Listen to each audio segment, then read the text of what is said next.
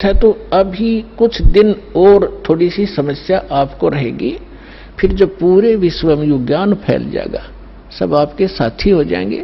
आप जो भी वचन कहोगे, जैसे हमने रामायण और महाभारत सुनते सुनते कान पक गए, हजारों वर्षों से सब ने सुन ली, सब ने मान ली, सारी सही, बिल्कुल राम कृष्ण समर्थ भगवान।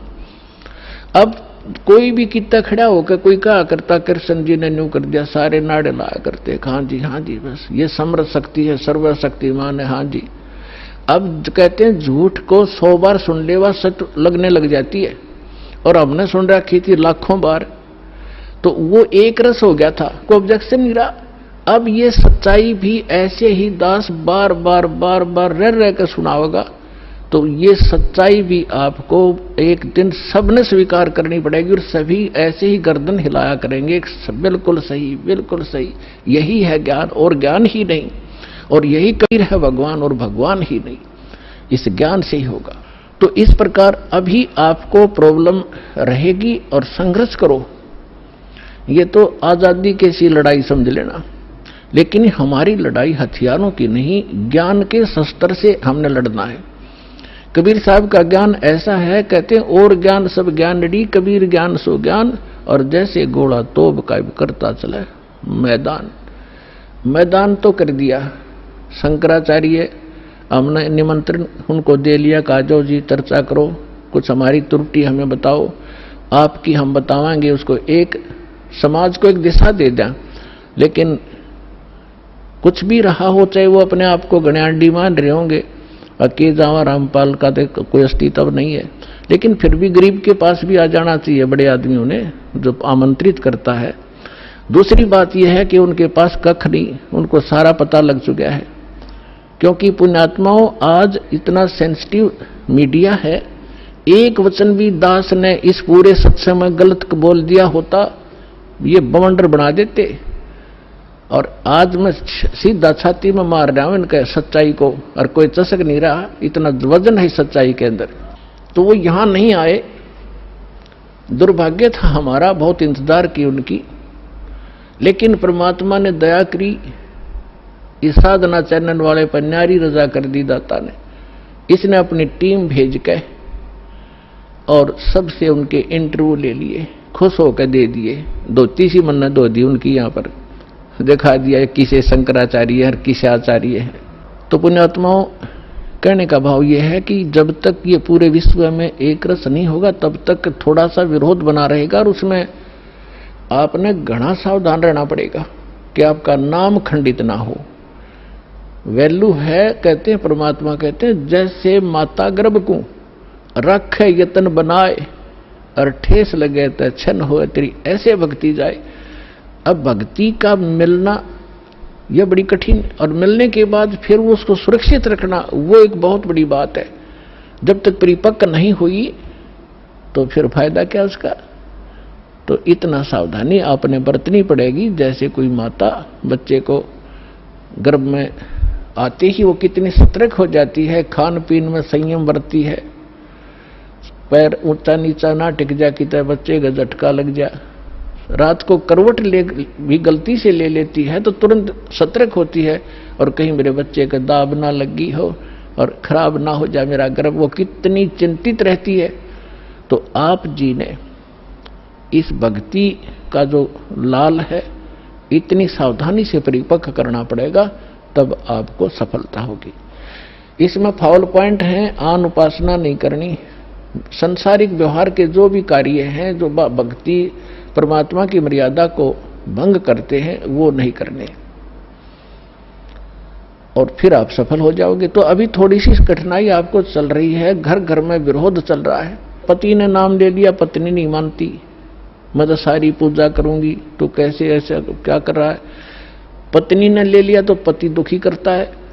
तो धीरे धीरे ज्ञान से क्या होगा, ये ज्ञान ऐसा है कि आप घर पे चलाओगे और बच्चों पर भी असर करेगा, ना सुनेंगे तो भी कक्ष में सोए हुए व्यक्तियों पर भी ये वाणी असर करेगी, जैसे गारुड़ का मंत्र अचेत हुए उस सर्प के डसे हुए व्यक्ति पर, जो सुन भी नहीं रहा, समझ भी नहीं रहा, और उसके ऊपर भी वो मंत्र बोल बोल कर उसके विष को उतार कर सचेत कर देता है। और ये तो परमात्मा की वाणी सब सिद्ध है। ये तो अपने पशु पक्षियों के ऊपर भी ये वाणी जा रही है, उनके भी पाप डाउन हो रहे हैं। ठीक है, उनके पाप गणे हैं इसलिए पशु योनि मिली, तो वो पाप घटते रहेंगे। जैसे कपड़ा किसी का ज्यादा मैला है, हो गया है, मैल हो गया है, तो वो कई बार साबुन लगाने से स्वच्छ होगा, उज्जवल हो जाएगा। और जिसका थोड़ा मैला है, 1-2 बार साबुन लगाने से उज्जवल हो जाता है। तो ये साबुन है, परमात्मा का जो ज्ञान है, सत्संग है, वचन है, ये साबुन और जल दोनों का काम करता है। तो धीरे धीरे ये सत्संग जिस घर में चल रहा है, पड़ोसियों तक भी असर होगा आपका, और आपके घर के पशु पक्षियों पर भी इसका प्रभाव पड़ेगा। आपके घर कोई पशु पक्षी भी रह रहा है, उसके ऊपर भी धीरे धीरे उसके अंदर ये वाणी का जो ज्ञान यज्ञ का पुण्य उसमें संग्रहित होगा। और कुछ ऐसे पाप हैं जो ज्ञान यज्ञ से ही खत्म होते और उसका विकल्प ही नहीं है। जैसे कपड़े को पहले थोड़ा मैला है तो जल से धो दिया, साफ हो गया। ज्यादा मैला है तो और भी मैल रहा तो साबुन लगाना पड़ा, और फिर भी कोई दाग दबा रह जाता है तो ड्राई क्लीन से साफ हो जाता है। तो इसी प्रकार ये सभी क्रियाएं हमें अपने अंतःकरण, अपने जीव के ऊपर, आत्मा के ऊपर जो मैल जमा हो गए, उन सभी पापों का नाश करने के लिए ये सारे ही साधन अपनाने पड़ेंगे। मंत्र के जाप भी करने पड़ेंगे, 5 यज्ञ भी आपने करनी पड़ेंगी, और तब जाकर के आपकी भक्ति सफल होगी।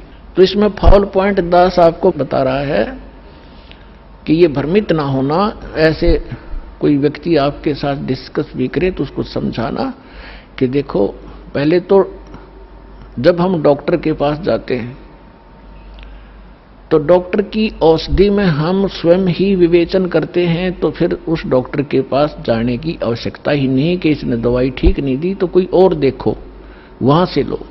तो इसी प्रकार सबसे पहले तो ये देखो, ये ज्ञान आज तक ना किसी ने सुना और ना सुनाया, किसी के पास था ही नहीं।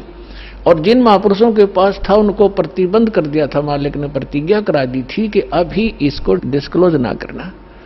तो महापुरुष थे, वो अपनी अमृतवाणी में बोल के सारा कुछ लिख गए, एफिडेविट बना गए, कबीर इज गॉड, ये वो फाइनल कर गए थे वो महापुरुष, जिनके दास बार बार उनके शुभ नाम आपको सुनाता है।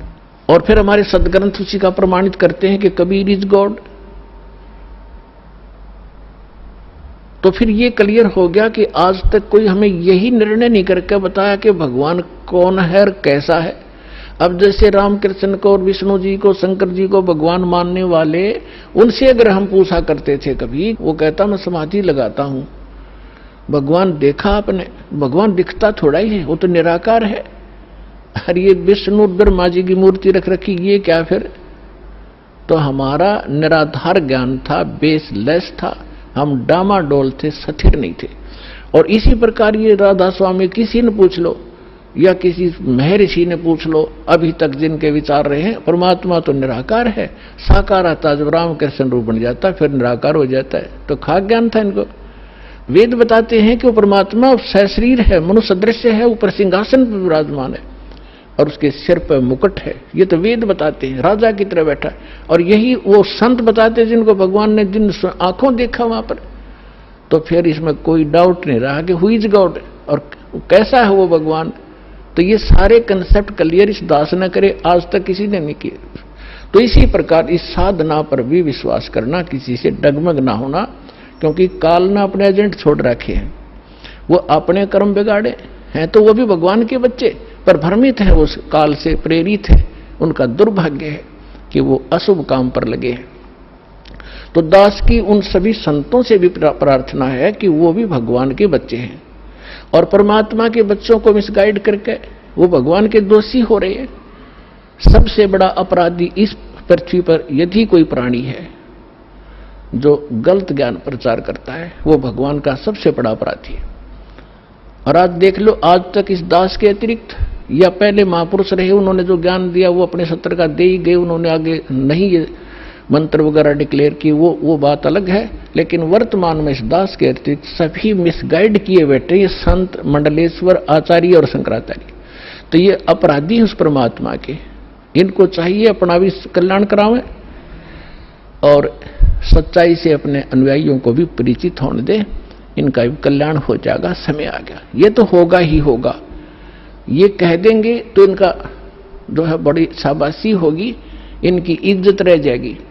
और नहीं तो चलिए तो यहाँ आवेंगे, फिर ये अकेले बैठे रहेंगे वहां पर, रोए जाइए अपने कर्माने। आज कौन ऐसा मूर्ख है जो अपने जीवन को नाश करेगा जब पता लग जाए? तो फिर दूसरी समस्या ये आती है कि गुरु नहीं बदलना चाहिए। कोई बात हुई या एक डॉक्टर से इलाज नहीं होता तो 100 बदलने चाहिए अपनी जान बचाने के लिए। और कबीर साहब कहते हैं, जब लग गुरु मिले नहीं साचा, तब लग गुरु करो 10 पांचा। और झूठे गुरु के पक्ष को तज ना लावे वार, और द्वार ना पावे शब्द का वो भटके वार का वार। और इतना शीघ्र बदल देना चाहिए गुरु को। कबीर साहब कहते हैं कि डूबे थे पर उबरे, गुरु के ज्ञान चमक, और बेहरा देखा जर जरा, उत्तर चले फड़क।